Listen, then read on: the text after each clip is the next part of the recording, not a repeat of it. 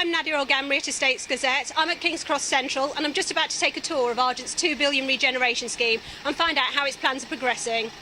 I'm joined by Robert Evans, who's the director at Argent. Robert, thank you very much for joining us today. Pleasure. Obviously a lot of work going on around us. Can you give us a brief update on what's happened? Yeah, well, we're here in the Eastern Goods Yard at the very centre of the scheme.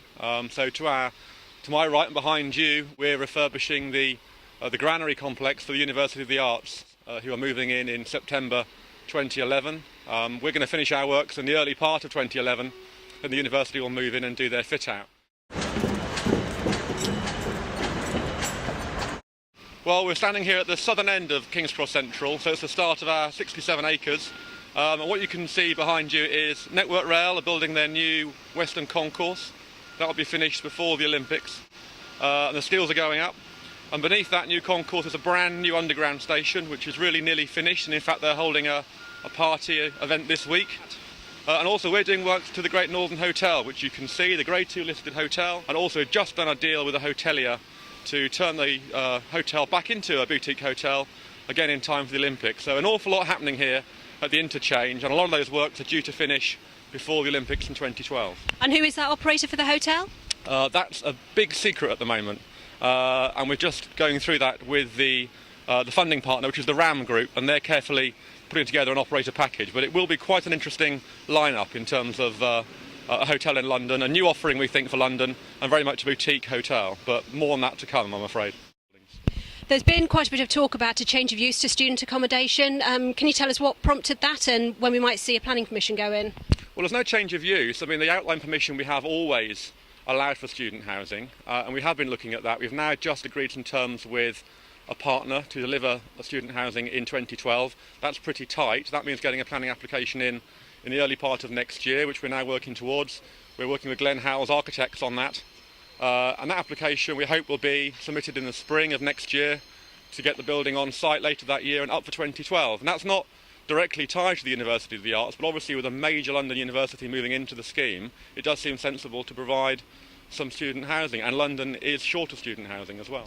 And what about the office deals? What's happening there? Well, there's a number of deals in discussion, both for possible owner-occupiers and leasing deals. We've always said we'd rather lease and create a London estate, but we are in discussions with a couple of special owner-occupiers at the moment, and I hope we'll be able to make some progress on those in the coming weeks and months, but there's nothing, unfortunately, to announce today. But there are some very serious conversations underway, and there's a lot of interest, but getting over the line is now our focus. You talked about getting over the line. What about the Sainsbury's deal? Well, Sainsbury's deal we're still in discussion. It was framed a couple of years ago, the terms on that. The building has got full planning permission, is ready to go. We'd love to crack on and build it. We can't yet unlock that deal because obviously things have changed quite a bit since that deal was done. And we'll be meeting Sainsbury's again shortly to discuss that, and we'd love to do a deal. I'm sure they would too, but there's nothing signed and sealed just at this moment. What are the barriers? The barriers are the fact that some of the assumptions made, particularly around their existing premises at Holborn, may have changed, and we've got to look at the whole deal in the round, and that's what they've been doing and we've been doing. Obviously other things have changed as well, construction costs have changed, but also our feeling about the scheme has changed, and so we've got to sort of look at all that together and try and come to a deal. We remain hopeful that a deal will be done, but it has been dragging on a bit, I agree. A lot of commentators have been saying exactly that. When do you get to a point where you say, we can't go on any longer? Well, I don't know.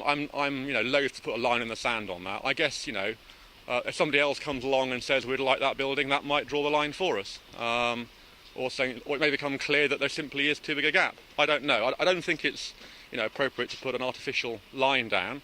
We remain in discussion, and we'll see what happens. So there's no occupiers in the wings at the moment to take that?